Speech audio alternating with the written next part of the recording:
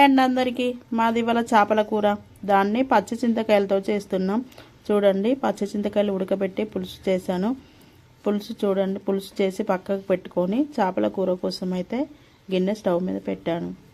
నూనె పోసి పచ్చిమిరపకాయలు, ఉల్లిగడ్డలు మంచిగా వేగాలి.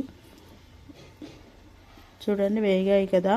దాంట్లో కొంచెం అల్లం కూడా పచ్చి వాసన పోయే వరకు వేయించుకోవాలి. కొంచెం పసుపు వేసుకోవాలి.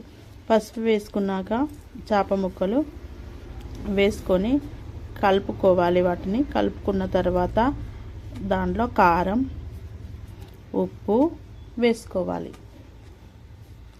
వేసుకున్న తర్వాత మనం చేసుకున్న పులుసు పోసుకోవాలి.